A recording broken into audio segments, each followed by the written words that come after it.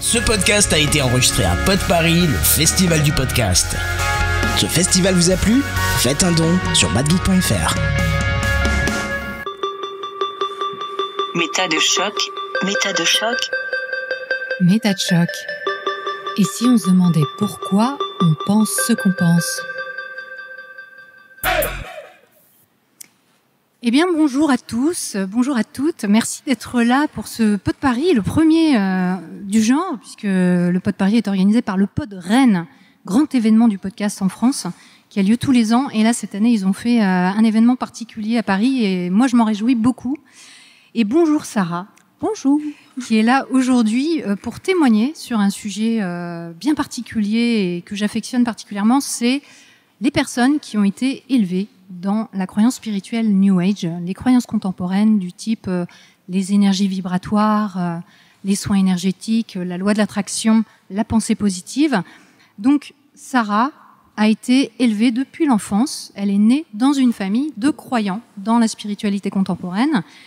Merci beaucoup de témoigner. C'est important aussi de noter que vous témoignez à visage découvert, ce qui n'est pas une évidence pour parler de ce genre de choses. J'ai reçu, suite à un appel à témoignage, pas mal de personnes, pas mal de réponses de personnes qui, pareil, avaient été élevées dans cette spiritualité, qui m'ont proposé leur témoignage. Et donc, c'est Sarah qui va nous parler aujourd'hui. Mais évidemment, ce n'est qu'un témoignage, et chaque vécu est différent, chaque histoire familiale et personnelle est différente.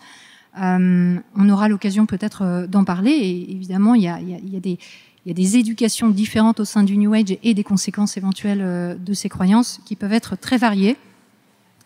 Donc, nous allons parler de l'éducation que Sarah a reçue. Nous allons parler de l'impact de cette éducation dans son enfance, dans son adolescence et à l'âge adulte. Qu'est-ce que ça a donné ?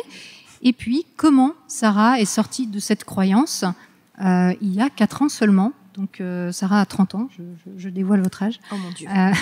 Et donc, comment ça se fait ? Comment, pourquoi, après avoir été élevée et avoir vécu dans cette croyance pendant autant d'années, Sarah a fait ce choix-là. Je voulais vous préciser que, à la suite de cet enregistrement, qui donnera lieu à une émission sur MetaChoc et qui dure 1h30, nous aurons une séance de dédicace des livres de MetaChoc à la sortie au rez-de-chaussée à gauche en entrant. Dans une super pièce, d'ailleurs très très très sympa, où je pourrais dédicacer ou vous proposer les 4 livres de la collection MetaChoc qui sont issus d'émissions donc du podcast. Je voulais poser une dernière question à vous, public, qui êtes ici, qui vous êtes déplacés. Est-ce que parmi vous, il y a des personnes qui ont été élevées dans la spiritualité contemporaine, dont les parents étaient ou sont croyants ? Oui, une personne. Une personne, d'accord. Très bien, c'est important, ça m'intéresse éventuellement d'avoir votre retour à un moment donné sur ce qui va être dit, puisque comme je disais, chaque vécu est différent. Alors, lançons-nous. Sarah, est-ce que vous pouvez nous parler un peu de l'éducation que vous avez reçue par vos parents ? En quoi croyaient-ils ? Alors, on va peut-être commencer par un petit peu de contexte. Donc, je suis fille unique. Et mes parents se sont séparés quand j'avais 6 ans. Voilà, en gros. C'est surtout ma mère qui était croyante. Mon père était plutôt un peu... Enfin, il acceptait, mais il n'était pas pratiquant, on va dire. Donc ma mère croyait dans la pensée positive, le Reiki, elle était d'ailleurs maître Reiki, les énergies, le médium, les vies antérieures, le tarot, le pendule, les anges, l'homéopathie, la lithothérapie, la médecine quantique, on avait quand même pas mal de choses. Et donc, forcément, moi, comme je suis née dedans, j'y ai cru aussi. Puisque des adultes me disaient que ça existait et que c'était vrai, pour moi, ça l'était aussi. Alors, ma mère croyait en tout ça, mais elle n'était pas non plus un espèce de stéréotype de nana hippie complètement folle avec une boule de cristal et de l'encens partout. D'ailleurs, chez moi, c'était assez normal, à part beaucoup de bouquins de développement personnel, mais à la limite, comme elle était coach, c'est un autre sujet aussi. Comme elle était coach, ça pouvait paraître normal. Et toutes ces pratiques-là, elle les faisait pas tout en même temps. C'est-à-dire qu'elle n'approfondissait pas tout. C'était là, ça existait. De temps en temps, elle s'intéressait un peu plus à quelque chose ou à quelque chose d'autre, mais c'était pas en permanence faut regarder l'horoscope du jour. Voilà, c'était plus diffus. D'accord. Et vous dites qu'elle était coach. Elle était coach en quoi? En fait, de base, elle était psychothérapeute, mais sans avoir fait... parce qu'en fait, pour devenir psychothérapeute, il faut avoir fait des études, donc 5 ans de psychologie en université, et elle a juste fait une formation. Donc forcément, elle se disait psychothérapeute, mais à partir du moment où le titre a été protégé, elle a dit non, il ne faut surtout pas dire que je suis psychothérapeute, il faut dire que je suis coach. D'accord. Donc en gros, elle faisait des thérapies plutôt, et parfois elle faisait du coaching en entreprise. D'accord, donc en lien avec ses croyances, j'imagine ce qu'elle oui. transmettait. Je pense. D'accord, ok. Donc tarot, pendule, caillou, lithothérapie. Ouais, médium, énergie, Reiki. Communication avec les morts. Alors elle en faisait pas, mais oui, ça existait. Hein. D'accord. C'est vrai que là ça peut paraître énorme, ça peut paraître beaucoup, mais c'est vrai que c'est assez typique dans le New Age de finalement entrer par une porte, voilà, une croyance, une pratique qui nous intéresse à un moment donné de notre vie, et puis finalement l'élargir par effet relativement horizontal, parce que des amis nous parlent de telle pratique, de tel praticien, de s'ouvrir à d'autres idées, à d'autres pratiques, parce qu'elles sont compatibles. En fait, elles reposent sur un même mode de pensée, on va dire. L'idée qu'il y aurait effectivement des choses qu'on ne connaît pas, que la science ne peut pas expliquer, et c'est une vérité. Hein, je veux dire, la science n'explique pas tout, et que ces choses-là, finalement, on pourrait les sentir par le vécu personnel, l'intuition, etc. Donc, elle est entrée. Est-ce que vous savez par quoi elle est entrée dans ses croyances? Je pense qu'elle cherchait, elle, à aller mieux. Parce qu'il y avait elle avait des problèmes. Enfin, des problèmes personnels. Des problèmes personnels, voilà, une enfance pas forcément facile. Et je pense qu'elle cherchait à aller mieux, qu'elle n'a pas forcément trouvé de réponse dans le truc classique, comme la psychologie ou tout ça. Et je pense que c'est aussi par des amis, parce que c'est vraiment un truc de réseau, hein, par des amis qui l'ont petit à petit, tiens, ça existe, et puis ça existe. Et puis ces mêmes amis qui étaient aussi dans pas mal de ces courants-là. Je pense que ça a commencé par là, puis après, c'est comme ça va vers tous les courants qui existent. Oui, c'est classique. Au bout d'un certain nombre d'années, c'est-à-dire au début, on commence par une pratique, ça. Et puis de fil en aiguille, ça peut, c'est pas toujours le cas, mais ça peut effectivement s'étendre à plein de pratiques différentes. Et vous avez dit une chose très très importante à mon sens, c'est le fait qu'elle était normale. C'est-à-dire que effectivement, on pourrait se dire, vu de l'extérieur comme ça, ça doit être des sacrés hurluberlus, des babos ou des je sais pas quoi, des hippies qui ont oublié qu'on n'était plus dans les années 70. Non, pas du tout en fait. Les personnes qui ont ces pratiques-là ou qui croient à ces choses-là, il y en a peut-être aussi dans la salle d'ailleurs, sont des personnes qui ne sont pas identifiables avec un sticker sur le front, qui n'ont pas des comportements forcément différents de la population générale, ou en tout cas qui ne montrent pas forcément à leur entourage non croyant leurs pratiques. Ah non, je pense que vous auriez pu tout à fait avoir une conversation avec ma mère et pas vous rendre compte, sauf s'il y a une ouverture, où là tout à coup on y va, mais sinon non, c'est tout à fait... Ouais. Effectivement, moi, pour avoir été croyante pendant 15 ans dans à peu près tout, enfin peut-être pas tout, mais beaucoup de choses que vous avez déjà citées, c'est vrai que je choisissais clairement les personnes à qui je m'adressais si je devais, ou si j'avais envie de parler de mes croyances, parce que j'en avais très envie, mais je le faisais qu'avec des personnes dont, tout à coup, j'entendais un mot de vocabulaire, j'entendais une expression, j'entendais quelque chose qui permettait une ouverture, une possibilité d'échanger. Sinon, je ne le faisais pas. Et effectivement, je pense que vous, c'était dans les années 90 et début 2000, votre éducation en tant qu'enfant et ado. Moi, c'était effectivement aussi la période où moi j'ai commencé le New Age en 99. Donc c'était une époque où il n'y avait pas autant d'exposition de ces croyances, de banalisation de ces croyances, et on choisissait clairement les gens à qui on s'adressait. Une autre chose aussi que je voulais dire, qui est très importante pour moi dans l'organisation de cette table ronde, de cet événement, c'est que moi-même j'ai été parent d'un enfant qui aujourd'hui a 20 ans, mais que j'ai élevé dans le New Age. Et finalement, ça a des répercussions. C'est-à-dire que, bien sûr, en tant que parent, j'avais très à cœur de communiquer ce qui était important pour moi à l'époque. et notamment les énergies, et notamment le fait que mon fils était forcément un enfant indigo. Alors Sarah, est-ce que vous étiez une enfant indigo? Évidemment. C'est quoi? Plus tard, on m'a même dit enfant cristal, mais bon. D'accord. Enfant C'est indigo, quoi une c'est enfant indigo? une enfant qui est là pour préparer à la venue des enfants cristal, parce qu'il va y avoir un changement d'énergie. J'avoue que ça commence à faire loin, donc je me souviens 4 plus de ans et tout, elle se souvient déjà plus du, bon, du brief. C'est-à-dire qu'enfant indigo, c'était là au début, puis après, ça s'est étiolé petit à petit. Mais non, on est des enfants exceptionnels qui préparons. On est connectés et on prépare à la venue des enfants qui seront encore plus exceptionnels. Mais bon, après, on m'a mis dans la catégorie du dessus. Alors, Mais bon, pour faire quoi? Vous êtes venu pour faire quoi? pour aider l'humanité, j'imagine, pour soigner l'humanité et les amener vers un nouveau niveau de conscience. Je pense que c'est ça. Bah, c'est vrai que c'est un grand classique parmi les croyants de penser soit que eux-mêmes sont des personnes effectivement qui ont une mission de vie particulière. Ça fait partie j'allais dire des dogmes, c'est pas tout à fait un dogme, mais enfin en tout cas des grandes croyances qui traversent le New Age, quelle que soit la pratique qui va nous intéresser. Et de se penser enfant indigo ou enfant cristal, c'est en fonction des générations. Vous êtes né en 94, donc vous êtes plutôt dans la génération enfant cristal en principe. Aujourd'hui, en tout cas, c'est comme ça qu'on le définit, mais c'est vrai que les définitions ont évolué avec le temps. Oui, à l'époque, on n'en parlait pas des enfants cristal. Quand moi je suis arrivée, on parlait vraiment enfant indigo. Donc, ouais, c'est apparu avec le temps. En tant que parent, eh bien, effectivement, assez rapidement, on va se dire que forcément, cet enfant est venu au sein de notre famille en l'ayant choisi, parce que c'est aussi une croyance du New Age de penser qu'on choisit sa famille pour réaliser sa mission, et donc sa mission d'enfant cristal ou d'enfant indigo. Donc moi, évidemment, j'avais un enfant indigo à l'époque parce qu'il n'y avait pas encore les enfants cristal dans le circuit.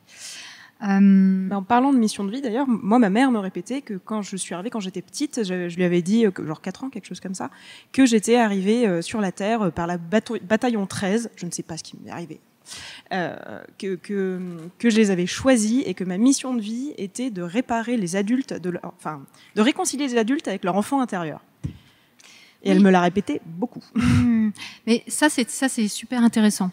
C'est vrai que chez les petits-enfants, dans la vie en général, c'est vrai qu'on entend très souvent des histoires de parents qui racontent les bons mots des enfants, les expressions qui sortent.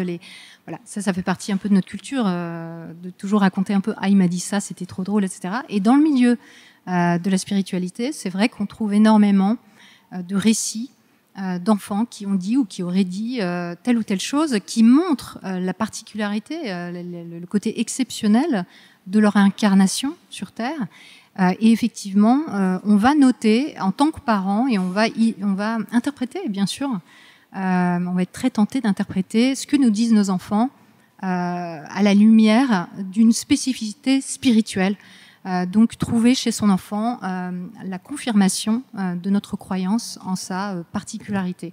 Donc ce que vous racontez, c'est à la fois le fait que votre mère était très attentive à ces indices-là, mais aussi si ça s'est vraiment produit, et ça on ne sait pas trop, parce qu'après la mémoire peut jouer des tours, mais si effectivement vous avez dit ça, ça montre à quel point dès le plus jeune âge, vers 3-4 ans, vous aviez déjà intégré ces croyances incorporées et que vous faisiez des grandes déclarations pour satisfaire, on peut faire cette en tout cas cette interprétation aujourd'hui pour correspondre et montrer que vous avez bien intégré l'enseignement que proposent vos parents.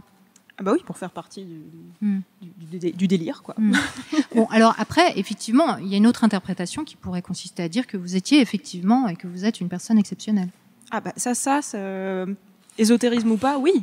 On peut. Je tiens à le préciser parce qu'il y a peut-être des croyants dans la salle ou qui écoutent ce podcast. C'est une autre interprétation possible, mais voilà, on peut pas en présager.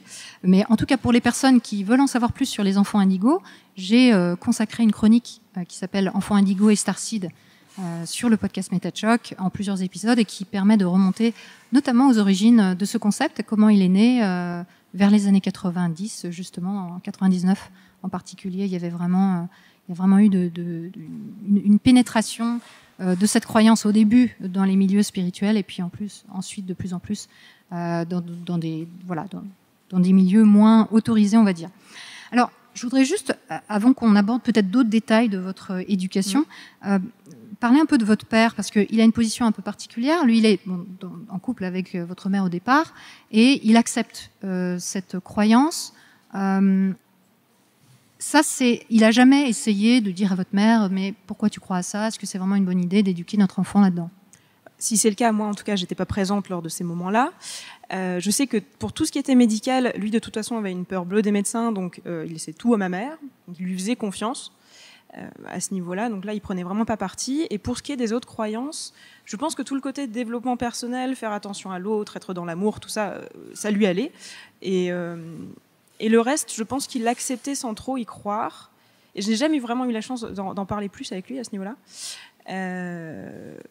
Mais oui, après, en plus ma mère, ça a empiré avec le temps. Donc après la séparation, il y avait des choses qui étaient encore plus présentes, qui ne l'étaient pas forcément avant.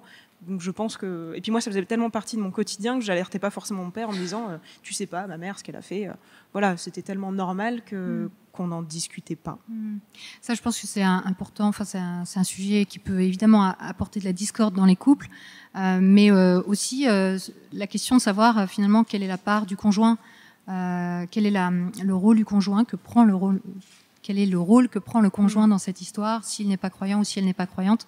Et quelquefois, pour sauver son couple, parce qu'on est indifférent, on ne va rien dire, ou au contraire, on va intervenir, et éventuellement, ça peut avoir des conséquences, soit sur le couple, soit sur aussi la réflexion, la remise en question de certaines pratiques ou de certaines croyances.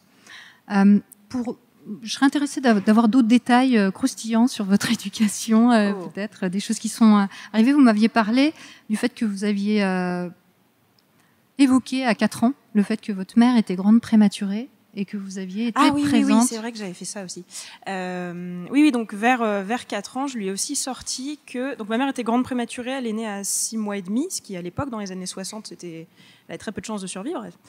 Et donc je lui ai sorti que quand elle avait été dans sa boîte, j'étais là et que je la protégeais et que je la protégeais depuis ce moment-là. Donc, la couveuse, en fait, la boîte, j'imagine, c'est ce qu'elle a interprété. Donc j'imagine que c'était ça. Et donc voilà, ça pareil, elle le répétait à qui voulait entendre. Donc ça suppose que vous étiez réincarnée ou que vous étiez présente en tant qu'esprit auprès d'elle Dans le ciel, j'imagine. Donc je pense que pour elle, il y avait cette histoire d'incarnation. On est là-haut. De toute façon, les vies antérieures, ça existait. Et elle m'a déjà dit que dans une de ses vies, de nos vies antérieures, je devais certainement être sa mère et elle ma fille. Bon, ça c'est un grand classique, hein. On l'entend énormément dans le milieu New Age, que ce soit d'ailleurs quand on va voir un praticien, il peut avoir assez rapidement ce type de conclusion en disant je sens qu'il y a une connexion entre vous, que vous ne vous connaissez pas de cette vie-là, que vous êtes connus avant, vous êtes aujourd'hui la mère et la fille, mais finalement votre fille était votre grand-mère dans une ancienne vie, etc.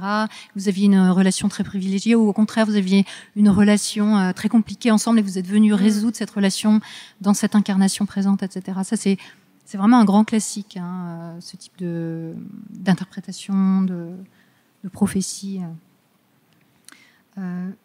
L'astrologie, la médiumnité, ça avait donc une place. Oui, je sais que par exemple tous les mois, tous les 2 mois, elle appelait une médium au téléphone. D'ailleurs, je l'ai eu une fois au téléphone aussi, pour en savoir plus. Je ne sais pas. D'ailleurs, je ne sais pas à quel point elle avançait parce que finalement, ça revenait quand même assez cher pour 1 heure de téléphone tous les mois. Mais voilà, donc ça existait. Parler avec les morts, ça existait. L'astrologie, il y a un moment où on s'est retrouvés en colocation.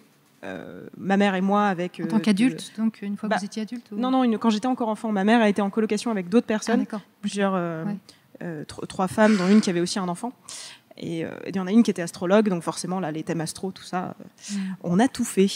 D'accord. Donc non, c'était plein de choses présentes, mais c'était jamais à fond, ou alors c'était à fond, c'est-à-dire elle entendait parler d'une pratique et tout à coup fallait y aller. Par exemple, il y avait un moment où, je sais pas, il fallait énergétiser l'eau, je ne sais quoi, je pense que c'était par rapport à la mémoire de l'eau. Et donc, il fallait tout de suite avoir une eau avec un réceptacle, une espèce d'image pour énergétiser l'eau et le mettre dans plusieurs bouteilles, attendre un temps. Et comme ça, quand on la buvait, c'était beaucoup mieux. Et donc, tout à coup, il a fallu acheter 5-6 bouteilles. Il fallait surtout pas boire la dernière bouteille parce qu'il fallait que l'eau soit énergétisée, tout ça.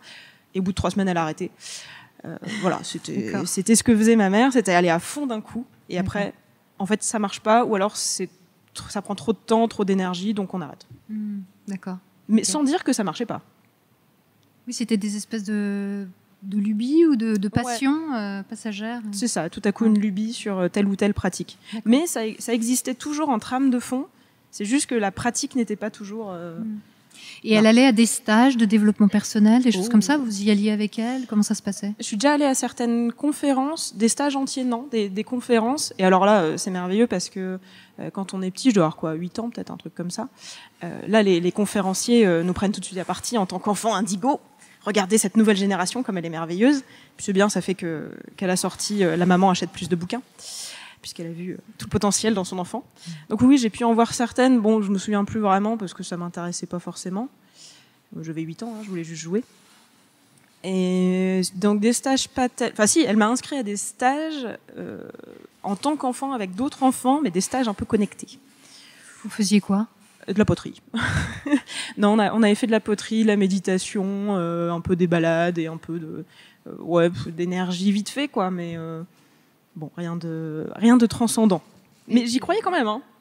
Oui, on n'a pas précisé, effectivement, vous croyez, vous étiez vraiment dans le bain, Ah bah oui. il n'y avait pas de questionnement particulier pendant l'enfance. Bah non, puisque ma mère donc était croyante dans tout ça. Elle avait un groupe, un cercle d'amis qui croyaient en tout ça, et donc moi j'étais très proche, qui était un peu comme des tantes pour moi. Donc forcément, il n'y avait aucune remise en question. C'était normal. Évidemment que les énergies ça fonctionnait, évidemment que les morts, on pouvait parler aux morts, évidemment. Mais du coup, puisque vous étiez enfant indigo, vous aviez la sensation de ressentir des choses. Est-ce que vous avez eu des expériences particulières en tant qu'enfant et adolescente? Oui, je pouvais sentir des trucs dans mes mains, qui a un nom scientifique qui fait que c'est pas si magique que ça et donc j'ai oublié le nom. Mais donc oui, je pouvais ressentir de la chaleur dans mes mains, avoir l'impression que ma pensée faisait vraiment que les choses arrivaient. Donc oui, je pouvais avoir des impressions de choses qui existaient. Je sais que quand j'avais 12 ans, tous les soirs, je faisais une espèce de cocon lumineux autour de moi pour me protéger. Et le but du jeu, c'était, je sais plus qui m'en avait parlé, mais d'étendre ce cocon lumineux pour protéger tout le monde et puis la maison et peut-être la ville. Ouais, Superman en cocon. D'accord, j'ai fait pareil. Ah bah. Mais en tant qu'adulte. Voilà. Et c'est très courant. C'est très courant cette pratique qui consiste à soit se protéger, soit au contraire à envoyer de l'énergie aux autres en la faisant émaner de soi-même, en fait, de son propre corps. Finalement, c'est arrivé très tôt parce que j'ai aussi... Il y a une dame qui était venue chez nous parce que mon père dormait mal et donc elle était venue avec un pendule pour aller vérifier s'il n'y avait pas un lien avec l'endroit de son lit, tout ça. Bon, apparemment, elle a déplacé le lit de 5 cm et après, il dormait mieux. Mais comme moi, je voyais passer cette dame avec son petit pendule, j'ai voulu avoir un pendule. Donc mon père m'a fait un petit pendule avec un bouchon et une ficelle. Et donc j'étais très fière de me balader dans la maison avec mon petit pendule. Et puis j'ai eu mon premier tarot à 11 ans, mon tarot à moi. D'accord. Donc j'ai commencé à faire des tirages aussi. D'accord. Bon. Ok. Et vous avez été voir des énergéticiens, par exemple, Bien sûr, des thérapeutes, évidemment. Oui, et alors, vous sentiez les énergies? Je sentais plutôt que j'avais envie de dormir, mais forcément, en fait, quand quelqu'un pose la main au-dessus d'un bras ou quoi que ce soit, on sent une chaleur. C'est logique, mais dans le milieu New Age, on explique ça comme un échange d'énergie ou vraiment quelque chose qui se passe, alors que c'était pas forcément le cas. Donc et vous disiez quoi? Parce qu'on attendait de vous quand même, j'imagine, votre entourage attendait de vous des miracles. Oui, parce que le problème, c'est que j'étais tellement dans cette mouvance que je me disais que c'était moi le problème, que c'était moi qui n'avais pas assez bien travaillé pour que cette séance énergétique fonctionne bien. Donc forcément, moi, je disais que ça m'avait fait du bien. Ah. Bah oui, sinon... Et puis parfois, j'avais vraiment senti des choses et parfois, ça m'avait vraiment fait du bien de passer 1 heure allongée à rien faire, histoire de me reposer. Mais non, j'avais cette espèce de pression de me dire, mais c'est bizarre que ça marche pas sur moi, il doit y avoir un problème avec moi. Ouais. Alors, il y a un événement dramatique qui se produit lorsque vous avez 16 ans, puisque votre père meurt. Oui. Et vous me disiez que vous aviez ressenti... un médium, après la mort de votre père, vous a dit que vous étiez un baobab. Oui. C'est ça? Que j'étais pas un bonsaï, que j'étais un baobab. Ça veut dire quoi? Que j'avais des racines puissantes et que je ne suis pas un petit arbre qui peut ployer, j'imagine. Donc c'était symbolique en fait. Ouais, c'était je pense. Vous dire que vous aviez la force, ouais. etc. Et comment ce médium expliquait la mort de votre père? Enfin, est-ce qu'il y avait des explications spirituelles? Est-ce que c'est le sujet a été abordé ou... Il n'y a pas que ce médium qui m'a dit ça. Hein. Quand quelqu'un meurt, c'est son chemin de vie. Voilà, c'est ce qui devait arriver. Et quelque part, c'est aussi ce que j'ai choisi en choisissant ces parents-là. Donc ça, on me l'a bien dit pour mon père. Et le problème aussi avec la mort de mon père, outre le fait qu'il soit mort, c'est le côté... ma mère n'arrêtait pas de répéter « Nos pensées sont créatrices de réalité ». Et quand mon père a commencé à tomber malade, il est mort d'un cancer, forcément, à un moment, je me suis dit « Oh mon Dieu, il peut potentiellement mourir ». Donc j'ai pensé au fait qu'il pouvait mourir. Donc quand il est mort, est-ce que c'est pas un peu de ma faute ? J'avais 16 ans et j'étais quand même persuadée que j'avais joué un rôle dans la mort de mon père. Oui. Parce que nos pensées sont créatrices de réalité. Oui. On va y revenir, mais effectivement, ça peut avoir un impact important dans la culpabilisation finalement liée à ces croyances. Je voudrais, avant qu'on parle de la suite, qui est notamment l'impact de ces croyances, maintenant je pense qu'on a à peu près fait le tour, à moins que vous vouliez rajouter quelque chose sur ces croyances, l'éducation au départ que vous avez reçue. Peut-être que j'étais tellement dedans que à 11 ans, je me suis retrouvée face à une infirmière de collège qui faisait un espèce de petit bilan. Et donc, je lui ai dit à un moment comme ça que je me soignais par homéopathie. Évidemment, je ne voyais pas le problème. Et elle qui me dit un peu que l'homéopathie, c'est pas génial, ça marche pas vraiment. Et moi, du haut de mes 11 ans, je me suis insurgée. Comment ose-t-elle me dire que l'homéopathie ne fonctionne pas ? Et je me rappelle être sortie de là vraiment furieuse. Comment ose-t-elle ? Elle ne sait pas que ça fonctionne. Donc bon, j'étais bien dedans quand même. Vous étiez convaincue, ouais. Alors je précise pour les personnes qui ne connaissent pas bien la recherche scientifique autour de l'homéopathie que c'est une médecine entre guillemets, enfin elle est quelquefois présentée comme telle, qui n'a pas jamais pu prouver son efficacité son efficacité thérapeutique. Donc c'est important de le savoir. Ça veut dire qu'il y a effectivement des personnes qui le proposent et des médecins qui le proposent en France, mais qu'il n'y a aucune efficacité thérapeutique. Au-delà du placebo, qui est évidemment quelque chose qui peut être utile, le placebo, et qui est utilisé dans la médecine conventionnelle. Donc, effectivement, dire que l'homéopathie soigne des maladies, il n'y a aucune preuve de ça, contrairement au reste des techniques utilisées dans la médecine conventionnelle, qui justement ont pu prouver leur efficacité. Alors, je voudrais faire un petit crochet sur un autre événement dramatique qui est arrivé un peu plus tard, à vos 24 ans. C'est la mort de votre mère. Ma vie est merveilleuse. Voilà. Là, votre mère, elle est morte pour des raisons qui sont vraiment liées au New Age. Est-ce que vous pouvez nous raconter ça ? Alors en fait, donc ma mère était vraiment dans toutes ses croyances et médicalement parlant, elle y était beaucoup. Il s'est trouvé qu'elle a commencé à être de plus en plus fatiguée, à avoir des problèmes de santé, et elle s'est tournée donc vers des médecines non conventionnelles pour expliquer ça et pour trouver une cause et pour surtout trouver un soin. Et en fait, elle a quand même fait des prises de sang, et avec tous les examens qu'elle faisait, les médecins classiques lui disaient mais il faut être hospitalisé là, il faut faire quelque chose, c'est vraiment grave. Et elle ne les écoutait pas, mais par contre elle les écoutait les autres médecins qui lui disaient que c'était des problèmes avec les vies antérieures, que c'était des problèmes, je sais pas, qu'elle devait pardonner à son père, voilà, tous des trucs, mais jamais aller voir un médecin. Et elle a été voir un médecin et malheureusement, elle avait un cancer qui a été pris beaucoup trop tard. Et même quand elle a su qu'elle avait un cancer, qu'elle a commencé l'hormonothérapie, elle était contente. J'ai retrouvé des écrits d'elle disant qu'elle était contente d'avoir arrêté tel ou tel médicament. Elle ne suivait pas sa médication et elle n'arrêtait pas d'aller chercher des trucs à droite à gauche qui pourraient l'aider, de la sève de bouleau, je sais pas. De l'argile. Alors l'argile, ça a été dès le départ. Ouais. C'était là tout de suite. Ouais. Un grand classique aussi des je sais pas comment on peut dire, des traitements prétendument traitements dans le milieu New Age qui sert à peu près à tout en fait. L'argile, ça marche sur tout. Donc déjà au départ, quand elle allait pas bien, effectivement son premier réflexe c'était plutôt de suivre ce qu'on lui disait sur le fait qu'il y avait des problèmes de vie antérieure ou des problèmes d'énergie. En fait, c'est ça. C'était aller voir les médiums, c'était aller voir. Oui, la médecine quantique, c'est à ce moment-là où la médecine quantique est vraiment arrivée, où elle a eu des soins de médecine quantique par téléphone, qui coûtaient extrêmement cher, parce qu'après, je suis allée voir dans ses mails et donc j'ai vu les prix. C'était quoi les prix ? On est sur des milliers d'euros, quelque chose comme ça. Pour plusieurs séances, pas juste une séance, mais donc où une personne utilise un outil à l'autre bout de la France et par téléphone, ça fonctionne et ça va mieux. Bon, elle est décédée quand même, donc c'est que ça marchait pas si bien que ça. Oui. Mais... Alors, la médecine quantique, effectivement, c'est un sujet important aussi dans le milieu New Age. On entend moins parler quand on est en dehors du milieu, mais c'est quelque chose qui circule beaucoup quand on est dans la spiritualité contemporaine. Et j'ai consacré à ce sujet une chronique de 2 fois 20 minutes à peu près d'explications sur ce que c'est, si ça vous intéresse d'aller voir. C'est lié aux énergies, mais c'est aussi lié à des machines carrément, qui seraient des machines quantiques, qui permettraient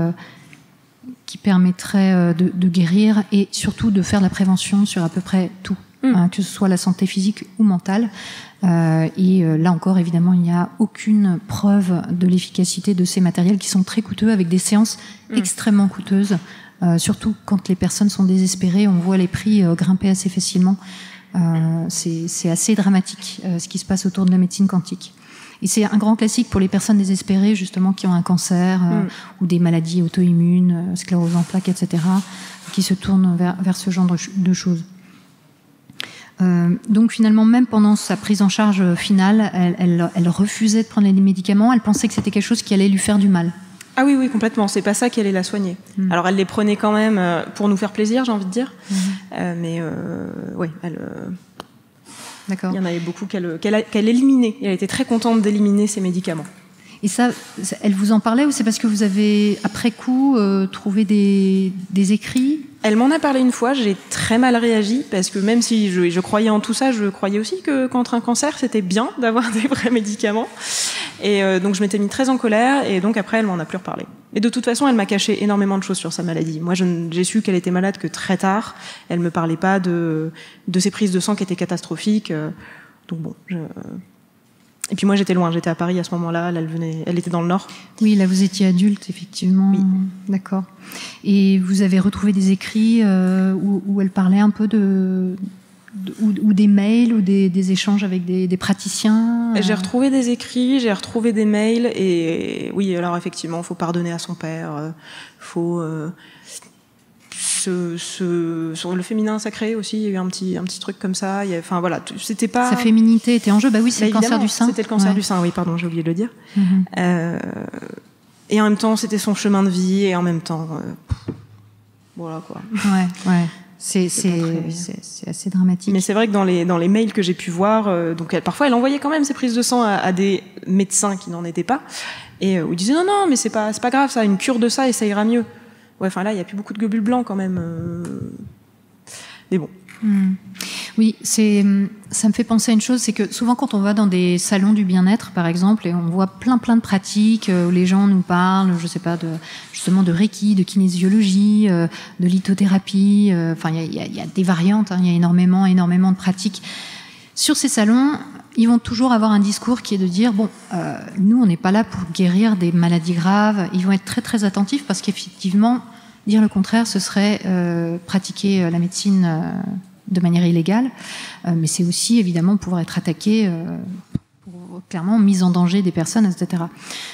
Dans la pratique, et moi je l'ai vécu aussi quand j'étais dans le milieu New Age, c'est évidemment extrêmement courant, et il ne faut pas se fier à ce qui est dit dans ces salons. Dès qu'on sent qu'on est face à un croyant, dès que les thérapeutes savent qu'ils sont face à des croyants, ils adaptent leur discours et ils sont beaucoup plus clairs sur leurs intentions. Et c'est très très courant que des praticiens, alors il y en a qui le font pas, je vais pas généraliser, mais on a énormément de praticiens en tout genre et en médecine quantique, etc., qui vont faire des promesses complètement hallucinantes et mettre en danger les gens, et ce qui fait que le cas de votre mère finalement est un cas banal. En fait, il y a des milliers de personnes qui meurent chaque année. C'est une estimation, rien que sur la question du cancer, donc je ne parle même pas de toutes les autres maladies dont on peut mourir, à cause des médecines, enfin des pratiques parallèles qu'on peut trouver et qu'on va utiliser pendant ou hors d'un traitement conventionnel. C'est-à-dire, évidemment, il y a des personnes qui refusent le traitement conventionnel, comme ça a été le cas de votre mère, mais même dans certains cas où les personnes vont prendre quand même leur traitement et en parallèle font d'autres choses, en fait, on se rend compte que statistiquement, les personnes suivent moins bien leur protocole à partir du moment où elles comptent en fait sur un allègement du poids du traitement, parce que évidemment le cancer est un traitement souvent très désagréable et très lourd avec des effets à côté qui sont quand même difficiles. Et finalement, les gens se disent bon, je vais faire un peu de lithothérapie ou de médecine quantique ou autre, et même sans forcément être incitées à arrêter leur traitement, finalement, elles vont être un peu plus laxistes et ça a des conséquences. Ou faire un premier traitement et si jamais il y a une récidive, se dire bon bah là j'ai pas envie d'y repasser, je vais passer sur autre chose, je vais essayer autre chose. Et ça peut avoir effectivement des conséquences dramatiques. Pour terminer sur votre mère, il y a une chose que je voulais aborder avec vous, c'était et qui est aussi intéressante parce qu'elle est classique, c'est le fait qu'elle avait l'envie d'arrêter de travailler. Ah oui, bah oui, parce que tout est lié. Et ça, c'est très courant dans le milieu New Age de se dire, je vais travailler moins pour gagner plus. Ça, c'est très courant. Et un pas plus loin, c'est, je vais trouver la super technique pour travailler quasiment pas et gagner vraiment très bien ma vie. Alors, qu'est-ce qu'elle a choisi, elle, comme méthode ? Elle en a choisi plusieurs, il n'y en a pas eu qu'une. Non, elle a choisi plusieurs trucs. Beaucoup d'entreprises pyramidales. D'ailleurs, ça m'avait fait rire parce qu'il y a un épisode, une émission, je ne sais plus le nom. L'émission Le témoignage de Maud, Reiki, Tantra et emprise mentale. C'est ça, où elle parlait justement d'une entreprise. Et je me dis tiens, c'est bizarre, ça me dit quelque chose. Et dans cette émission, vous dites oui, bah d'ailleurs le monsieur qui a créé ce truc-là est maintenant en prison. Ah, mais en fait, je connais, mais ma mère était complètement dedans. D'accord. Bon, ben, ça va. Donc, c'était vraiment une entreprise pyramidale. Et donc, elle en a fait plusieurs comme ça. Elle s'appelle, dans l'émission de Maud, c'est une entreprise pyramidale qui s'appelle le GIN, G-I-N. Elle était allée aux États-Unis et tout pour aller voir. Elle avait vraiment mis pas mal d'argent dedans. Plus tard, elle a aussi fait des entreprises pyramidales sur le soin. Et donc, c'était un truc galvanique ou je sais pas trop quoi.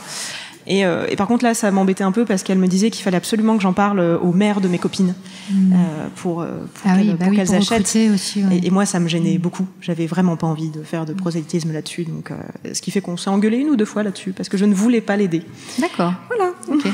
Alors on va parler maintenant de l'impact psychologique que ces croyances ont eu dans votre enfance. Comment vous viviez ces croyances? Alors vous y croyez? Quel impact avec le recul, quel impact ça a eu psychologiquement sur vous? Déjà, il y avait pas mal de pression parce qu'en tant qu'enfant indigo, j'étais censée faire des choses exceptionnelles quand même. Hein. Et malheureusement, quand j'étais petite, comme je suis la plus petite de ma famille et j'étais avec beaucoup d'adultes, donc d'autres adultes pouvaient me trouver mature. Donc ça faisait, voilà, je suis mature, je suis un enfant indigo, je suis incroyable. Mais en grandissant, je suis juste une enfant normale et c'est dommage. Donc il y avait cette espèce de pression de pas vouloir décevoir, quand même, je suis censée être quelqu'un d'exceptionnel, je suis quand même censée soigner l'humanité et donc il y a un peu une perte de confiance en moi, un côté très anxieux avec ce côté-là. Voilà, j'ai une mission, quoi. C'est lourd. C'était stressant. C'est lourd à porter, ouais. Et au niveau du comportement, il y avait quand même cette espèce de ok, je suis censée être incroyable et en même temps je suis dans la vérité, je suis mieux que tout le monde et je sais mieux que tout le monde. Il y avait vraiment beaucoup de choses très différentes et ce qui fait que je pouvais même me sentir triste pour des personnes qui se soignaient par l'allopathie. Donc l'allopathie, c'est la médecine classique, hein, c'est le Doliprane, tout ça, c'est de l'allopathie. Où je me disais mais les pauvres, ils vont mourir, ils sont vaccinés. Oui, j'ai pas été vaccinée pour tout non plus. Sinon, c'est pas drôle. Oui, donc il y a un sentiment de supériorité et de compassion pour les personnes qui n'ont pas accès à ces connaissances spirituelles et à ces circuits. C'est ça. Mais qui ne peuvent pas, à la limite, être. Ils peuvent pas, de toute façon, ils sont pas assez hauts en termes vibratoires. Leur taux vibratoire est trop bas, ils peuvent pas. Oui, leur incarnation de départ n'est pas adaptée, effectivement. Peut-être dans une prochaine vie. D'accord. Ça c'est le discours qu'avait votre mère, donc j'imagine. Oui, bien sûr. De vous transmettre ça. Et je trouve ça intéressant ce que vous dites sur l'anxiété, le stress que vous ressentiez, parce que finalement, on est en train de mettre sur les épaules des enfants un rôle, en fait, de sauver le monde, tout simplement, en toute simplicité. Et c'est vrai que moi, ça fait partie des choses que j'ai regrettées dans l'éducation que j'ai donnée à mon fils jusqu'à à peu près ses 10 ans, où clairement, je lui mettais un poids sur les épaules, et puis évidemment, je l'ai endoctriné, donc je lui ai transmis mes croyances de l'époque, dont je suis revenue, et donc aujourd'hui, c'est vrai que ça ça m'attriste un peu d'avoir été dans ce sens-là. Et je sais que pour en avoir parlé avec lui, il m'a expliqué que ça le stressait effectivement, que c'était aussi le fait de se dire qu'on est confronté à des énergies négatives, parce qu'on parle beaucoup de choses positives, mais finalement le pendant des énergies positives dans le New Age, c'est les énergies négatives qu'il faut éviter. Donc c'est un stress, ça, et les pensées négatives. Ah oui, c'est toujours faire attention à quoi on pense, puisque de toute façon, si jamais je pense que quelqu'un va mourir, il peut potentiellement mourir. Et puis effectivement, toutes ces énergies négatives, parce que oui, si la pensée positive ça existe, la pensée négative ça existe, si la sorcellerie bénéfique existe, du coup, la magie noire existe. Si les fantômes existent, peut-être qu'il y a aussi des démons qui existent. Donc il y avait aussi tout ce truc-là qui me faisait très très peur. Et aujourd'hui, je peux regarder des films d'horreur et ça va beaucoup mieux. Mais à l'époque, c'était pour moi très compliqué puisque j'y croyais. C'est vrai que ça fait sourire, mais effectivement, même les clips vidéo où il y a des soi-disant des choses sataniques qui sont transmises, etc. Il y a plein de choses dans la culture pop qu'on va éviter quand on est dans ces croyances-là, parce qu'on se dit que ça peut déteindre sur nous, que ça peut nous amener des énergies négatives, et que finalement ça va baisser notre taux vibratoire ou voire nous faire attaquer en fait par des énergies négatives. Oui, alors ce qui est drôle, c'est que quand même à l'adolescence, je me suis mis à écouter du métal. Bon, donc vraiment. D'accord. Oui, il y avait une dissonance ou pas cognitive, une petite friction, une petite rébellion. Enfin, j'en écoute toujours aujourd'hui, donc voilà, mais donc ça me faisait pas tellement peur d'écouter des trucs un peu sataniques, c'était pas grave. Même si c'était pas satanique d'ailleurs, mais bon. D'accord. Ok. Je voudrais passer un petit extrait donc vous avez choisi 2 extraits qu'on va passer dans l'émission. Un premier extrait qu'on va écouter tout de suite et vous allez me dire ce que ça vous inspire. Pourquoi vous avez choisi cet extrait ? La loi de l'attraction encourage explicitement à l'acceptation des choses telles qu'elles sont. Parce que lutter est négatif, elle incite à la non-défense de son point de vue pour toujours rester ouvert à tous les points de vue. C'est ainsi que l'abusé a attiré à lui l'abus et que l'enfant qui meurt de faim n'est que la victime de lui-même et de son niveau de conscience. Dès lors, le statu quo s'impose. Une victime devra se questionner sur ce qui l'a amené à être violée, ne devra ressentir aucun grief envers son bourreau, ne portera pas plainte et sera même reconnaissante pour cette étape sur le chemin d'une vie qui est parfaite en tout point. Ce que je décris ici peut sembler extrême, et ça l'est, mais c'est bel et bien ce que dicte la loi de l'attraction et ce à quoi doit se plier toute personne ayant l'intention de l'utiliser pour elle-même.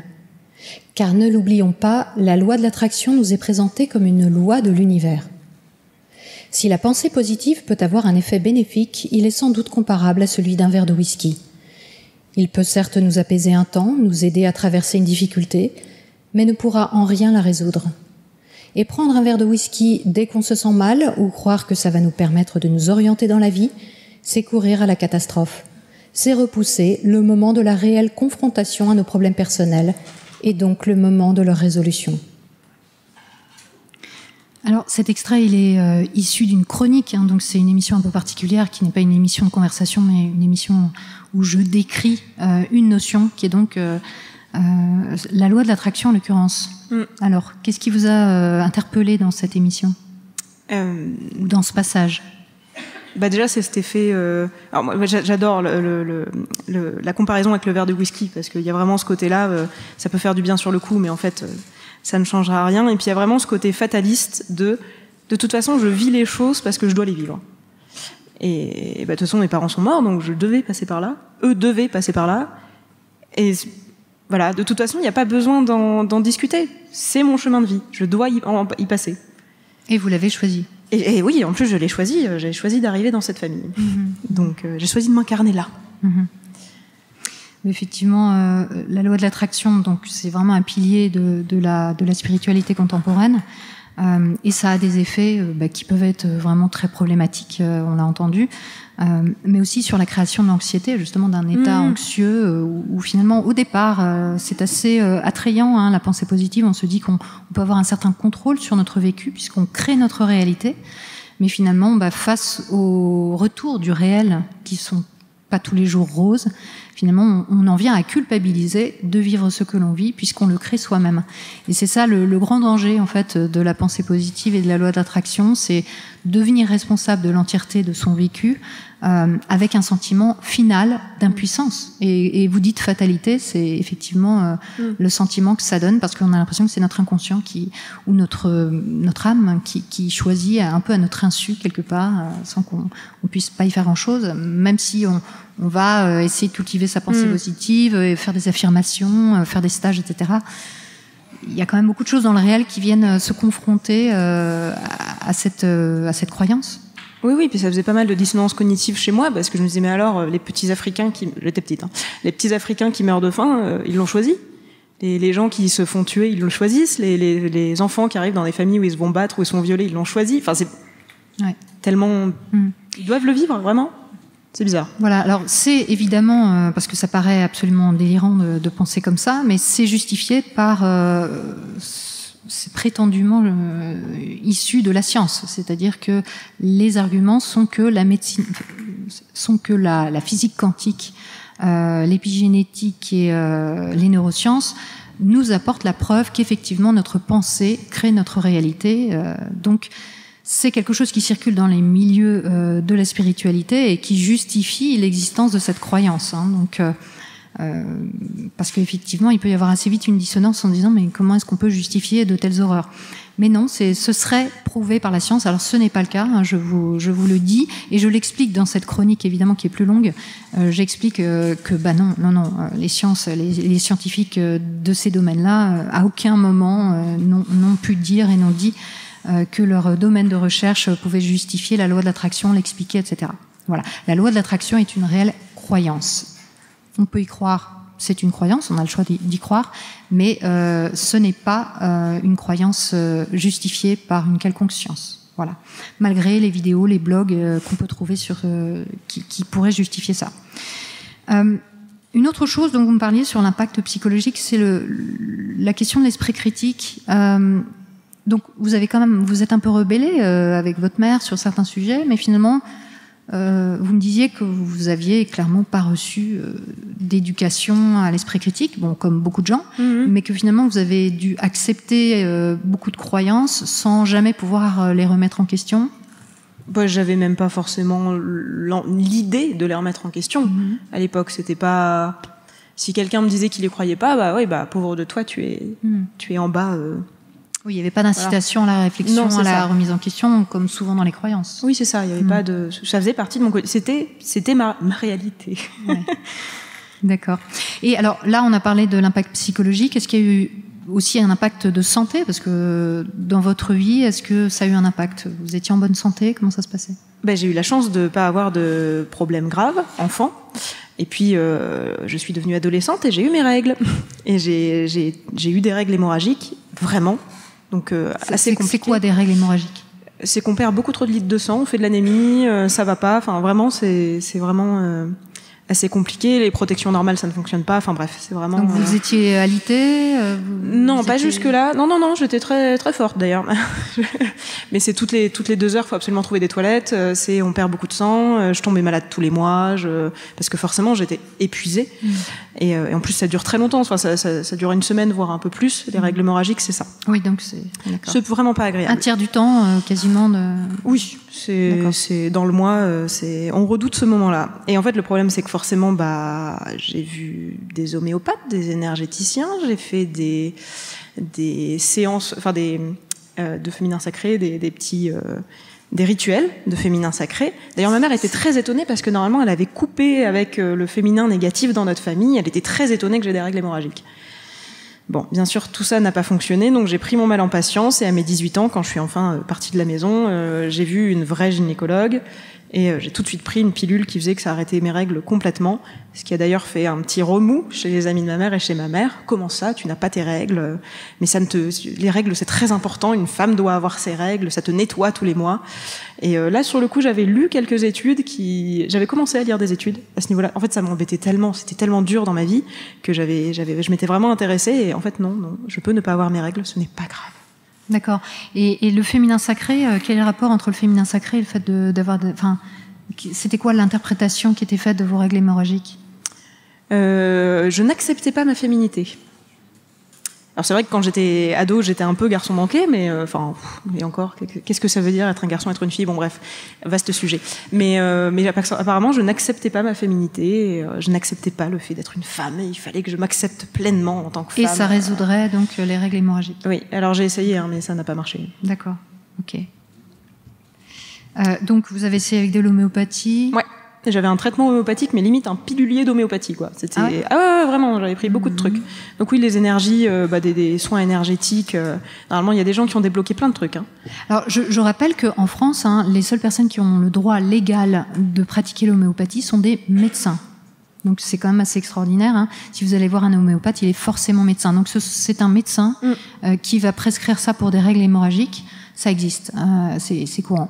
C'est quand même important de le noter. Parce que ça fait partie du système français. C'est pas forcément le cas dans les autres pays, mais aujourd'hui, en France, pour être homéopathe, il faut être médecin.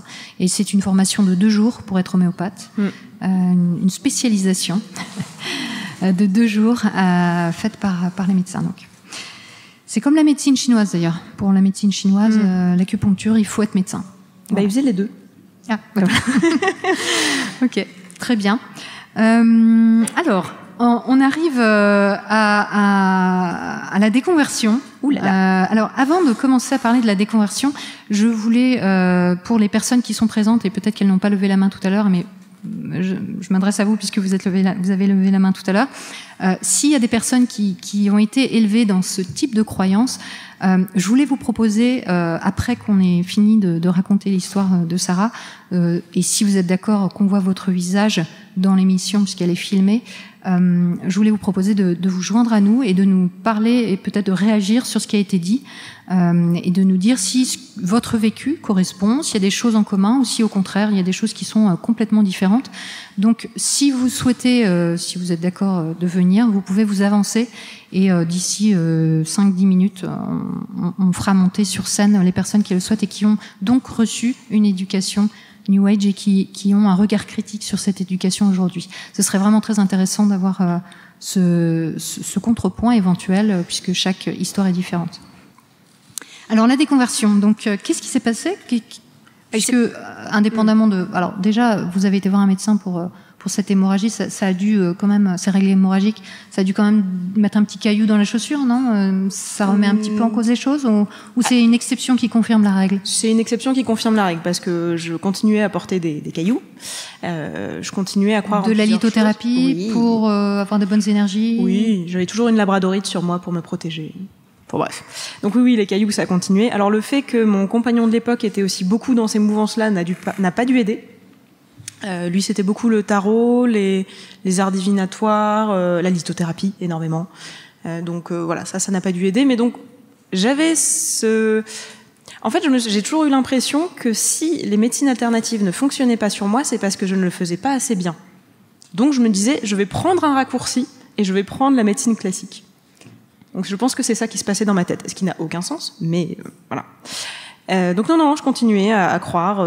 D'ailleurs, j'ai même eu j'ai même eu une espèce de mini-gourou, un ami de ma mère qui m'a encore plus enfoncé dans le mouvement en disant que j'étais vraiment un être exceptionnel, tout ça, que j'avais beaucoup d'énergie dans les mains, que j'allais devenir une soignante, que j'allais devenir son élève, tout ça.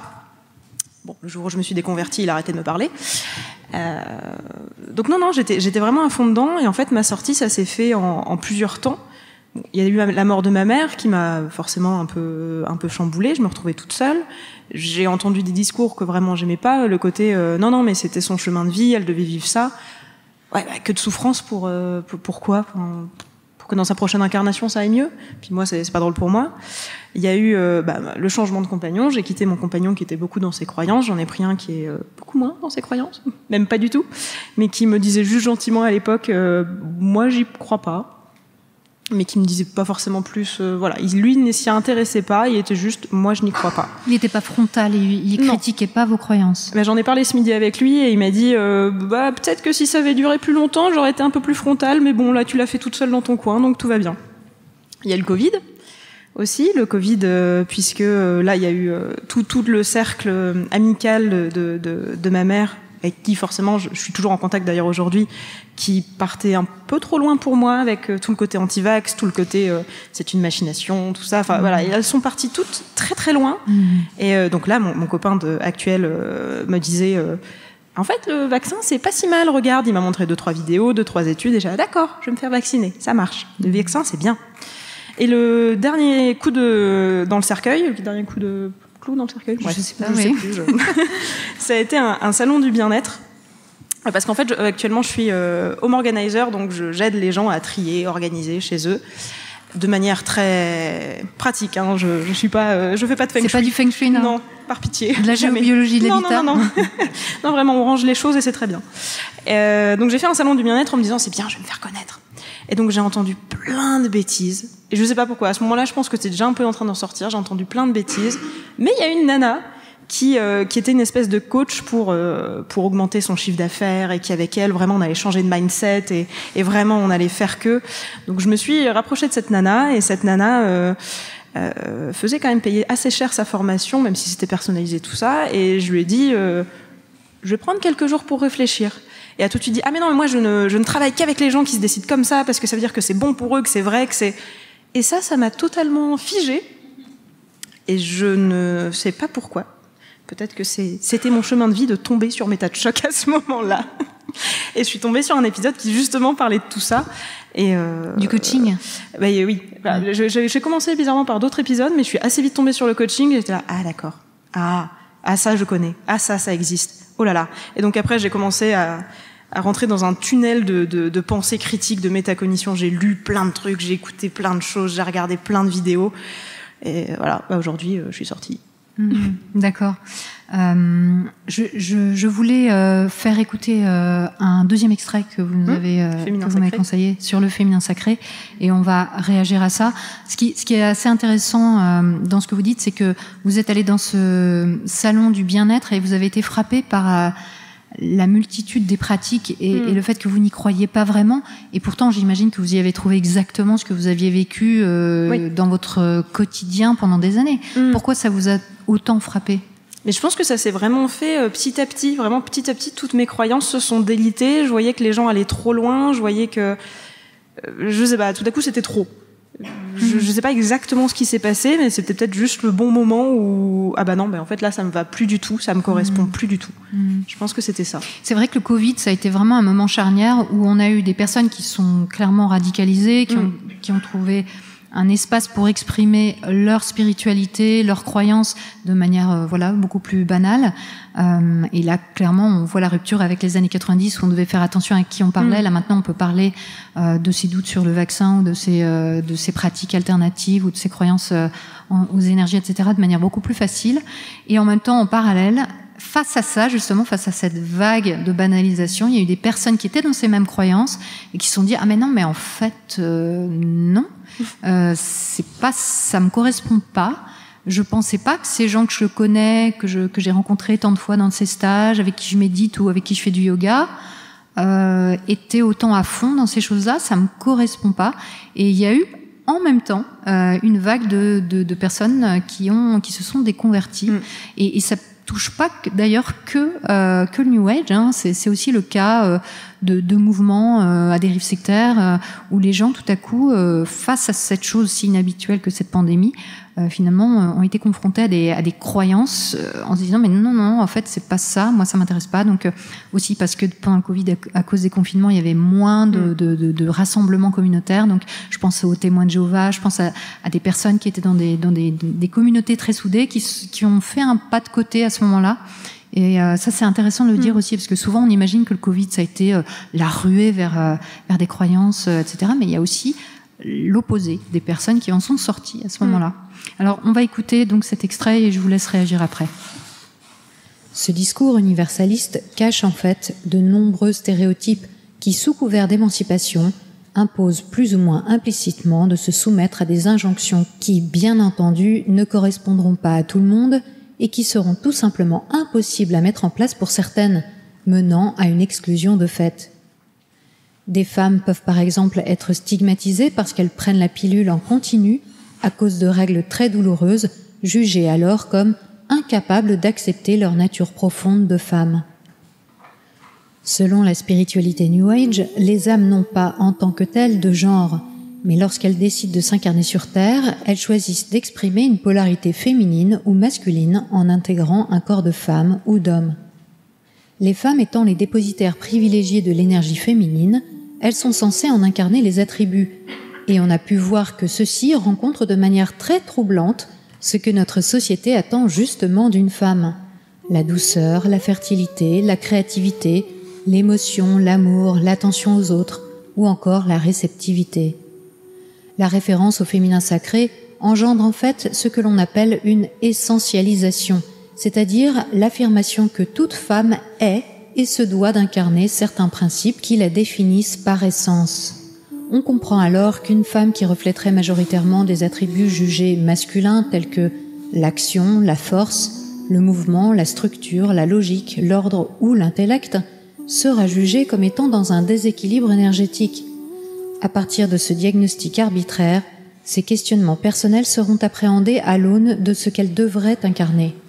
S'ensuivront des solutions complètement déconnectées de la réalité de la personne et induisant possiblement à terme des préoccupations et des problèmes créés de toutes pièces.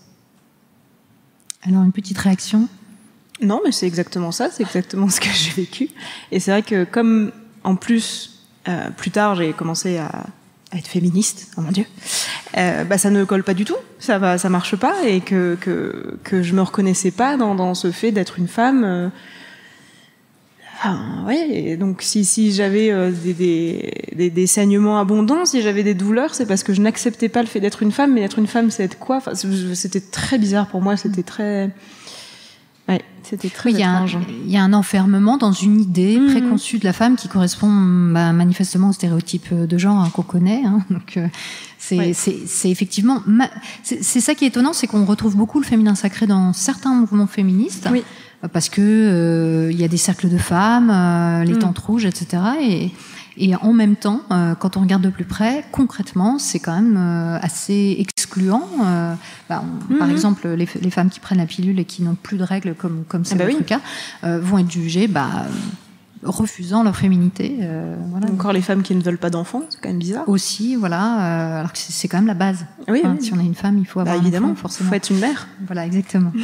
Alors, aujourd'hui, vous en êtes où ? Ça va. Non, aujourd'hui, j'en suis bien sortie.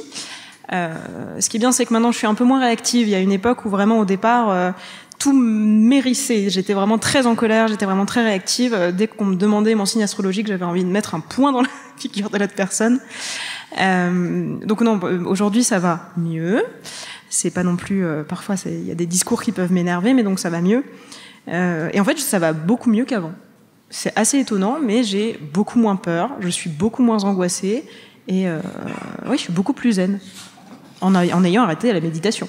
Oui, c'est vrai qu'une fois qu'on s'arrête de pratiquer ces choses-là parce qu'elles nous font souffrir, parce qu'elles ne nous correspondent pas, l'idée n'est pas de dire que ces croyances ne sont pas justifiées ou légitimes pour les personnes qui ont envie de les pratiquer ou de s'y abandonner, mais pour les personnes qui les quittent, c'est courant effectivement après coup se dire ah là là, mais j'avais un poids sur les épaules, je me sens mieux, j'ai moins de culpabilité, j'ai moins de stress, d'angoisse. Alors bizarrement, je me sens quand même coupable de pas en être sortie avant et de pas avoir sauvé ma mère. Bon bref, syndrome du sauveur, tout ça, de pas avoir sauvé ma mère de tout ça. Donc il y a un sentiment de culpabilité de pas m'en être rendu compte plus tôt. En même temps, j'avais pas les outils, mais j'aurais pu, mais si je m'étais intéressée, bon bref. Donc il y a un sentiment de culpabilité qui est là, et aujourd'hui, ce qui en ressort aussi, c'est un besoin de tout vérifier. C'est-à-dire que quand quelqu'un va me parler, si je ne sais pas de quoi il parle et que j'ai un doute, mais j'ai souvent des doutes, je vais avoir besoin d'aller vérifier, d'aller voir s'il y a des études, d'aller voir... même quand moi je dis quelque chose, si jamais je ne suis pas sûre de ce que je dis, je suis capable d'aller vérifier et de renvoyer un SMS après une soirée en disant « Attends, là, ce que je t'ai dit, c'était pas ça du tout, en fait, c'était ça. » D'accord, c'est pas mal. Bon, après, faut pas que ce soit une obsession non plus, que ça crée une nouvelle angoisse. Il y a une petite angoisse effectivement de dire des bêtises de temps en temps, mais je me soigne. D'accord, ok. Bon, ça va se tasser un peu. Ça fait que 4 ans que vous en êtes sortis. D'accord. Et avec l'entourage, comment ça se passe? Vous avez gardé des personnes de votre entourage de l'époque? Oui, ça c'est un peu plus compliqué parce que du coup après le Covid, il y en a certaines qui sont vraiment devenues très très anti-vax, voire un peu complotistes. Et même si je les aime de tout mon cœur et que ça reste quand même des personnes importantes dans ma vie, les conversations, je dois toujours éviter certains sujets. Et puis parfois c'est elles qui le ramènent sur la table. Là, j'ai eu ma marraine qui veut absolument me faire un livre d'un docteur, qui veut me faire lire un livre d'un docteur qui est anti-vax et qui était là pendant le Covid et qui a bien vu que le Covid était une machination. Et à chaque fois, je lui dis oui, mais non, ça ne m'intéresse pas. Et puis je n'ai pas le temps de lire actuellement. Mais elles sont persuadées que je vais revenir dans le mouvement, donc il n'y a pas de problème. C'est qu'une phase. Et vous vous sentez fragile par rapport à ça? Vous avez l'impression que vous avez des tentations? Parce qu'il y a aussi des personnes qui sortent de ces mouvements spirituels et qui se disent il me manque quelque chose quand même. J'ai plus, je sais pas, par exemple, l'émerveillement que j'avais avant, où je me sens un peu seule, j'ai plus la communauté que j'avais autour de moi. Parce qu'effectivement, la communication dans la spiritualité, c'est beaucoup autour de l'amour, autour du partage. Ça vous manque pas, ça? Non, la communauté, j'ai des amis, tout va bien. Et pour ce qui est de la magie et du fait que peut-être que mon monde est devenu plus terne, pas du tout, parce qu'en fait, il suffit juste de s'éblouir, de se laisser éblouir par des choses classiques. Il y avait un film, Boyhood, je pense, où le petit garçon demandait à son père mais est-ce que les elfes, ça existe? Et pourquoi? C'est nul si la magie n'existe pas, si les elfes n'existent pas. Et son père lui raconte, mais tu sais qu'il y a des créatures énormes dans l'océan qui chantent pour se parler et qui nagent sur des kilomètres. Et ça, c'est magique. Et c'est des baleines. Mais c'est magique. Donc, il faut juste s'émerveiller des choses normales. Et c'est très bien, en fait. Ouais. J'ai pas ce problème non plus. Après 15 ans de pratique, je me sens très émerveillée par toutes les choses que j'apprends au quotidien. Et j'ai pas effectivement de problème non plus par rapport à la communauté, l'entourage, etc. Donc, je partage ce sentiment-là. Est-ce qu'on peut, on arrive à la fin là, avant de prendre les questions du public et éventuellement s'il y a des personnes qui veulent venir sur scène partager leur expérience, vous pouvez venir maintenant. Il n'y a aucune obligation évidemment. Sur le bilan, est-ce que pour vous cette éducation, est-ce qu'on peut en faire un bilan? Est-ce que vous n'en faites qu'un bilan négatif? Parce que on sent que dans tout ce que vous avez raconté, vous êtes en fort désaccord aujourd'hui. Est-ce que c'est uniquement négatif ou est-ce que vous voyez des choses que ça vous a apporté dans l'enfance, dans l'adolescence et à l'âge adulte, d'être dans ce milieu, d'être dans ces croyances? Du coup, maintenant, j'ai un esprit critique. Mais c'est pas parce que j'étais dans les croyances, c'est parce que j'en suis sortie. Mais en fait, je pense que mon enfance aurait pu être tout aussi douce et bienveillante sous certains aspects, sans ce côté ésotérique. Je sais que j'ai des moments très sympathiques à tirer des cartes avec des amis de ma mère. Si on avait fait juste une partie de bataille, ça aurait été tout aussi sympa. Donc, je pense pas que ça m'ait apporté grand-chose de positif. Médicalement, ça a été assez négatif. En termes d'anxiété, tout ça, c'est pas très positif non plus. Bon, non, c'est pas... J'aurais pu avoir une enfance sans ésotérisme qui aurait été tout aussi bien. D'accord. Voire mieux. Ouais, d'accord. Ok. Je pose la question parce qu'il y a des personnes qui sortent de ces croyances et qui avec le recul, ils voient aussi des choses qu'elles leur ont apportées et qu'elles gardent en tant qu'adultes, même si elles en sont sorties. Donc voilà. Mais il n'y a aucun souci si vous n'en retirez rien de positif. Parce que je pense que je décolle beaucoup. Par exemple, le fait d'aider les autres, de les aimer, de les accepter. Pour moi, ça peut très bien être décollé de l'ésotérisme. C'est peut-être pour ça aussi que... Ouais, d'accord. Effectivement, c'est aussi ce que peuvent dire les personnes qui sortent de religion en disant oui, mais il y avait cet aspect-là de partage avec les autres, mais c'est effectivement des choses qu'on retrouve chez des personnes qui n'ont pas de pratique religieuse ou spirituelle et elles ne sont pas nées spécialement avec les religions ou la spiritualité et on les trouve ailleurs. Est-ce que vous avez pour terminer un message peut-être pour les parents qui sont croyants, qui sont bien dans leurs croyances et qui ont des enfants sur l'éducation qu'ils leur donnent? Remettez-vous en question. Non, c'est très compliqué. Faut voir ce qui... Non, en fait, je ne sais pas quoi dire. D'accord. C'est très compliqué. Non, parce que s'ils sont dans ces croyances, ils vont pas en sortir du jour au lendemain. Ça va prendre tout un chemin. Et parfois, ils n'en sortiront pas. Oui, ils n'en sortiront pas. Et il faut peut-être juste parfois remettre en question certaines pratiques et voir si vraiment ça fait du bien ou si c'est juste... Voilà, peut-être juste s'arrêter, faire une pause et dire ok, si je fais ça, c'est pourquoi je fais ça. quel est l'intérêt pour moi de pratiquer l'attraction? Qu'est-ce que ça m'apporte réellement? Est-ce que c'est positif ou négatif? Est-ce que pour mon enfant c'est positif ou négatif? Peut-être juste parfois faire pause et ok. Est-ce que ce mouvement-là vraiment c'est bien? Ouais, moi je pense qu'en tant que parent, en fait, et ça s'applique à absolument toutes les personnes qui ont en charge des enfants, en fait, on a tendance à vouloir transmettre tout simplement ce qui nous tient à cœur. Et je pense que dans le domaine de la croyance, il est important de garder en tête qu'on parle bien de croyance et que finalement c'est important que les enfants puissent avoir le choix aussi. Alors bien sûr, on offre un cadre où on partage nos propres convictions, mais que finalement, quelles que soient nos croyances idéologiques, religieuses ou autres, c'est important de laisser un espace à l'enfant qui deviendra grand et qui pourra ensuite faire ses propres choix. Moi, ça me semble important en tout cas. Ce qui est très intéressant, c'est que je n'ai pas été baptisée parce que mes parents ont dit elle choisira quand elle sera plus grande à quoi elle croit. Mais en attendant, et oui. Voilà. Donc parce que c'est pas des croyances pour eux, c'est la vérité. Souvent, on se rend pas compte effectivement que ce sont réellement des croyances puisqu'on les justifie par la science. Et puis ce n'est pas une religion, ce n'est pas une secte. Ok, très bien. Merci beaucoup, Sarah. On va prendre les questions du public, à moins qu'une personne veuille venir à nous. Non? Si? Oui? C'est une question ou c'est pour venir? Vous voulez venir? Vous avez été élevé dans les croyances spirituelles?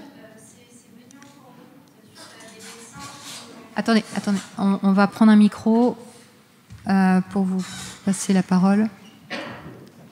Pour que nos amis sur Twitch vous entendent. D'ailleurs, je salue les personnes qui sont sur Twitch et qui nous regardent actuellement.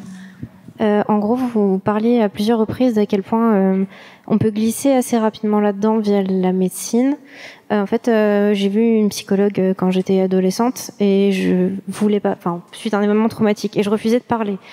Et du coup, le deal, c'est qu'on a recommandé à ma mère une psy qui faisait faire de l'hypnose. Comme ça, j'avais pas à parler. En gros, le deal, c'était t'auras rien à raconter, c'est l'écriture automatique, elle va te faire écrire des choses. Et moi, j'avais 12 ans, et j'avais pas des parents spécifiquement croyants, et je pense qu'ils savaient plus trop, comme plein de gens qui s'orientent vers ces médecines-là, ils savaient plus trop quoi faire. Et très vite, on a commencé à me parler de mes parents, de mes grands-parents, de choses qui avaient pas été réglées. Et tout n'est plus très clair parce que j'étais assez jeune, et j'ai arrêté de la voir. Je l'ai revue plus tard, quelques années ensuite. Et elle a commencé à de plus en plus vriller dans des choses plus du tout scientifiques. C'est-à-dire que d'abord, on s'est mis à me parler de mes grands-parents n'avaient pas réglé des choses avant ma naissance et ça m'a été transmis. En gros, tout simplement, j'étais une adolescente avec un trouble bipolaire pas soigné. J'avais très fréquemment des douleurs au ventre, de crises d'angoisse horribles. On me disait que c'était mon chakra. On a commencé à me parler de chakra. Mes parents n'ont jamais été là-dedans. Mais la psy a commencé à en parler. Elle a commencé à en parler à mes parents. Et en fait, je l'ai vue sur plusieurs années, cette dame. Et sur la fin, elle me faisait m'allonger sur... Au départ, c'est une psychologue, je réitère, mais elle a fait des formations entre deux. Elle me faisait m'allonger sur une table, j'avais 16 ans, et en fait j'y allais pour faire plaisir à mes parents, pour leur dire allez, je vais chez la psy, vous voyez. Et en fait ça je leur ai raconté plus tard parce que c'était tellement lunaire. Elle me faisait m'allonger, elle mettait ses mains au-dessus de mon ventre, au-dessus, donc il y avait le plexus solaire, les chakras principaux, je les ai plus tous en tête, mais voilà. Et elle me parlait de mes énergies, de la couleur de mes énergies. À la fin elle me disait que si j'étais dans cet état c'est parce que je consommais trop de lactose.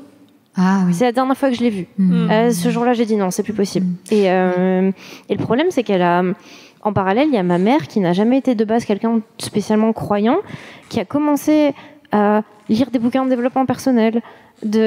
Après, on m'a énorme guillemets là-dessus, mais on m'a diagnostiqué HPI. On sait que c'est pas scientifiquement prouvé, mais on a fait lire à mes parents Trop intelligent pour être heureux, tout ça, tous ces livres-là qui se vendent à des milliers d'exemplaires et qui font beaucoup de bénéfices.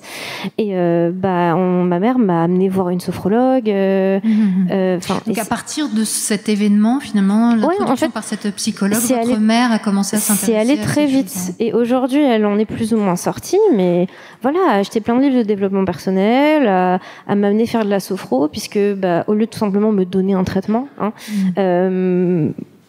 en fait, les parents sont tellement désespérés qu'on leur fait faire n'importe quoi. Ouais. Et aujourd'hui, ça va, c'est plus le cas, mais elle a commencé à s'intéresser aux pierres, elle a commencé à l'aromathérapie, à la sophro, à tout ça, et ça va très très vite. Et vous aussi, du coup, vous avez été vers ce type de croyance, ou vous avez... j'allais tellement pas bien.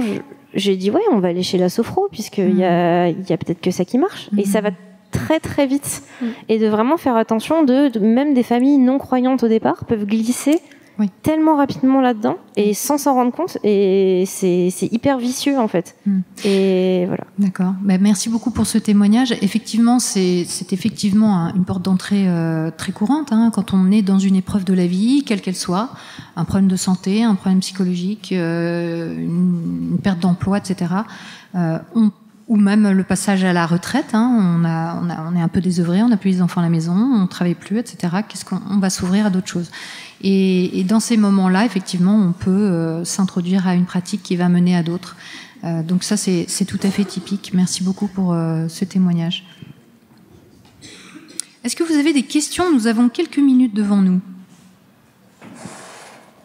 Est-ce que vous voulez poser des questions à Sarah, des choses qui sont restées peut-être un peu obscures ou plus largement sur...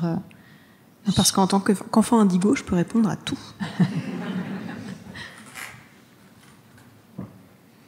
Alors je précise par rapport à ce qui vient d'être dit que le HPI au potentiel intellectuel peut être établi à partir d'un test de QI, mais qu'il y a énormément de croyances autour de ce concept, et je pense que c'est à ça que vous faisiez référence. Donc bien au-delà d'un test de psychologie, on va avoir des diagnostics, alors que c'est pas une maladie évidemment, mais voilà, sur des zèbres, les personnes qui ont un haut potentiel et qui donc en fait veut dire que ce sont des personnes exceptionnelles avec des particularités spirituelles, et je pense qu'en général les enfants indigos sont dits HPI d'office sans passer d'ailleurs de test de QI. Ça se voit puisqu'ils sont très matures comme vous. Ah, moi on me l'a jamais. Ma mère n'a même jamais essayé de me faire passer de test. D'accord. C'était pas son truc ça. Ok. Avez-vous d'autres questions ? Oui. Oui, c'est une question pour Sarah. J'aurais voulu savoir au niveau de l'école, avec les camarades, comment ça se passait pour les relations. Est-ce que toutes les croyances de votre mère influençaient, et donc les vôtres à ce moment-là, influençaient les relations aux autres ? Est-ce que vous aviez peut-être une posture supérieure à eux parce que vous étiez sachante ? Ou bien est-ce qu'il y avait des moqueries ou des retours pas forcément toujours agréables pour vous ? En fait, je savais un peu quand en parler et quand ne pas en parler. Comme on en a parlé au tout début, du fait qu'il y avait parfois des ouvertures où là, fioup, on peut y aller. Ok, en fait, elle me parle de pensée positive, c'est bon, je peux y aller. Mais quand il n'y avait pas d'ouverture, j'en parlais pas forcément trop, ou alors très en surface. Chez Cocolèche, ça pouvait arriver de lire qu'on lisait l'horoscope ensemble. Enfin voilà, des trucs, mais rien de très très profond. Donc non, je pense pas que j'ai vraiment eu de problème. Je me sentais pas spécialement supérieure, enfin, pas tout le temps. En fait, il y avait ce côté où, ok, énergétiquement peut-être un peu, ça venait d'autant plus si j'avais passé le week-end avec les amis de ma mère et où c'était plus là. Mais sinon, en règle générale, non. Parfois, je pouvais me dire, oh là là, les pauvres, ils sont vaccinés. Mais voilà, c'était plus de ce côté-là où sinon, j'ai pas vraiment eu. Je savais quand me taire. On apprend ça effectivement assez rapidement, à s'adapter aux personnes qui ne sont pas capables de recevoir ce qu'on pense, qu'on croit, etc. Une autre question ? Oui ?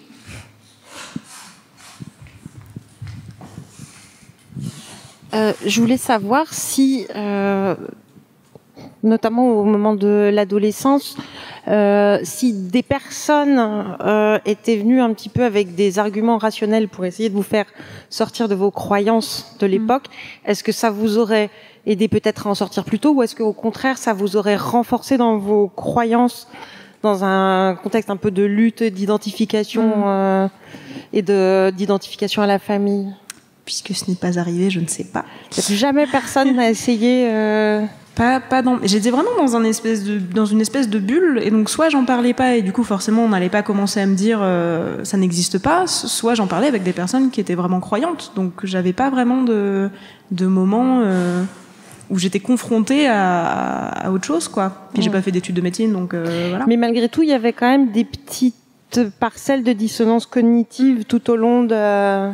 C'est ça, tout au long de l'enfance et de l'adolescence. Et il a fallu quelque chose qui déclenche l'espèce d'épiphanie Oui, non, ça prend du temps. Même les dissonances, on arrive à les régler. Il n'y a pas de problème. Le cerveau humain est merveilleux pour ça.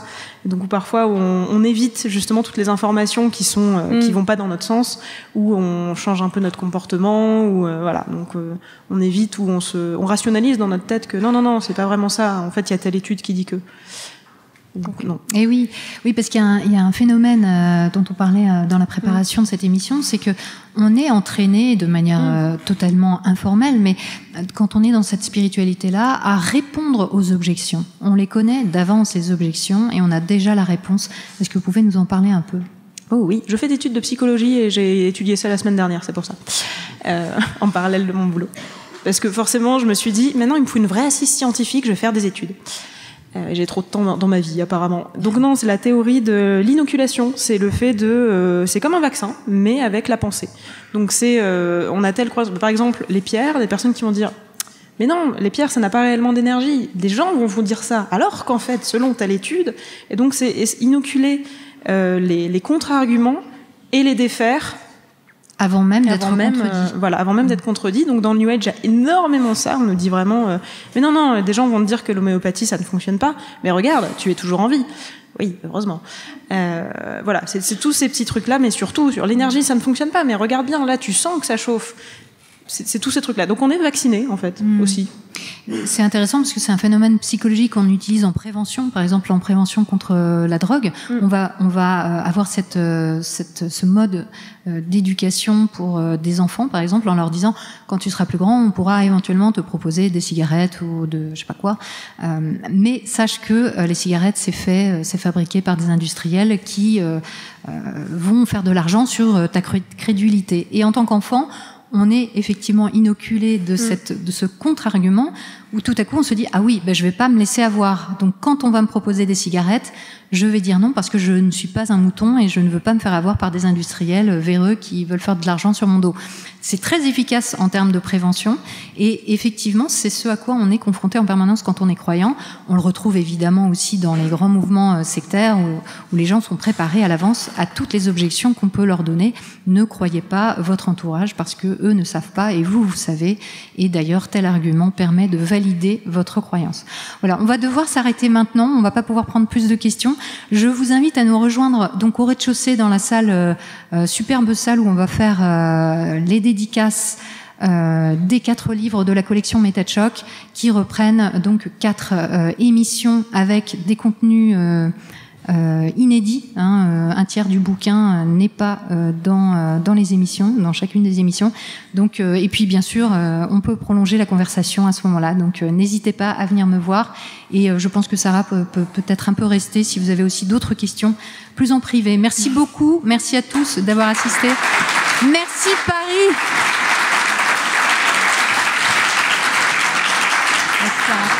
Merci.